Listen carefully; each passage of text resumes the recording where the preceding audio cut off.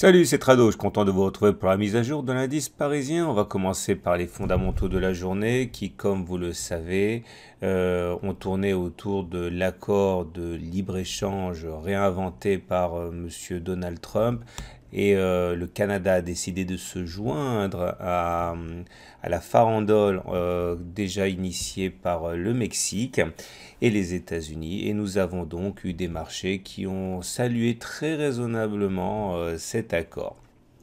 De son côté, l'Union européenne fait état d'un ralentissement de l'activité et les mesures protectionnistes adoptées par les États-Unis n'y sont pas étrangères. On commence donc avec l'analyse purement chartiste du CAC 40. On le voit, la zone rose de résistance continue à provoquer des difficultés. Ici, c'est la quatrième séance consécutive où on tente finalement d'intégrer cette zone et de la dépasser. Et c'est donc la quatrième séance consécutive que l'on n'y parvient pas pour l'instant.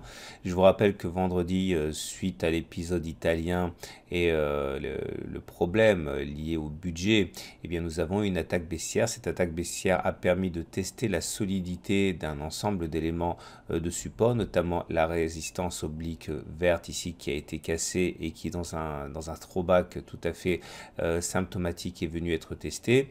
Et nous avons un autre élément ici hier enfin avant-hier, hein, qui a permis de supporter les cours, c'est les 23,6% de Fibonacci. Je vous rappelle comment on trace les Fibonacci. Vous prenez le plus bas de la jambe de hausse, le plus haut de la jambe de hausse. Vous tirez les Fibonacci qui se dessinent tout seuls sous vos yeux et vous voyez que ce niveau des 23,6% a tendance à jouer un rôle de support. Donc clairement, la prochaine impulsion haussière ne pourra voir le jour que lorsque l'on aura véritablement cassé les 100% de Fibonacci, enfin les 0% de Fibonacci, clairement ici les 5400, 5548, ou alors en cas de clôture en dessous des 23,6%, ce qui ouvrirait la voie vers les 38,2%. En faisant un petit peu d'anticipation, hein, je vous rappelle que l'objectif, si on casse par le haut, serait de prendre la distance en fait qui correspond par la règle du balancier. Eh bien, au niveau de retracement qu'on a eu hier, que l'on reporterait éventuellement en cas de cassure par-delà les 0% de Fibonacci, ça nous donnerait les 5630 à peu près. Pour l'instant, on voit bien que l'on végète et que l'on cherche de bonnes raisons de monter. Le chandelier japonais du jour n'est pas véritablement significatif, il est vert à 0,24%, mais si l'on observe attentivement la physionomie de cette bougie, notamment sa partie haute, eh bien, on constate qu'on termine dans la partie neutre, hein, dans le tiers neutre de la bougie, ce qui montre bien l'attentisme, encore une fois, des intervenants. On va passer maintenant aux indicateurs techniques. Et voilà ce que nous présentent les indicateurs techniques, à commencer par la moyenne mobile à 7 jours qui a permis au cours de rebondir hier comme elle avait déjà permis de rebondir vendredi. Clairement, elle joue un rôle de support dynamique.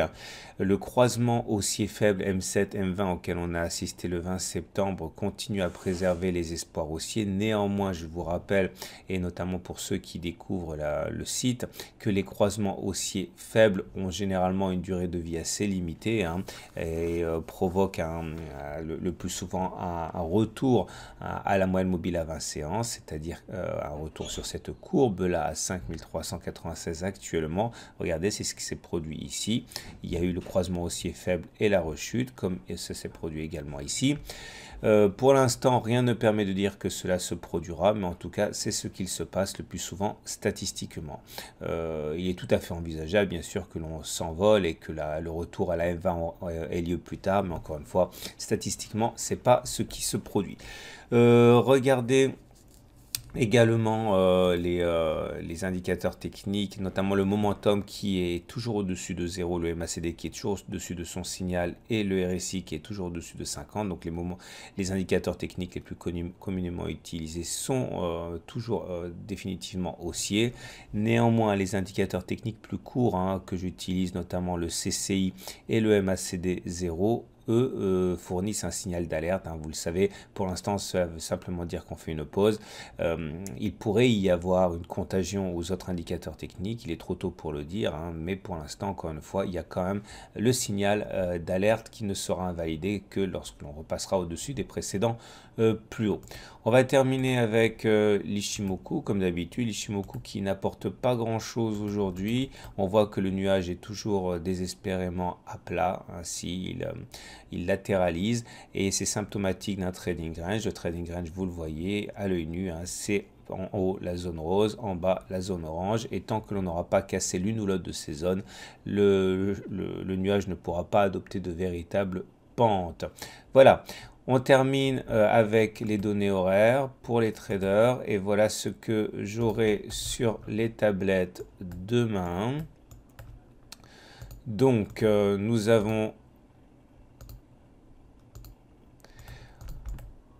tant que 5527 n'est pas passé, la rechute jusqu'à 5470 sera pour moi un objectif. En cas de cassure des 5457, retour pour moi sur les 5429, accélération haussière au-dessus de 5560. Voilà, je vous souhaite une très bonne journée et je vous dis à demain pour la mise à jour.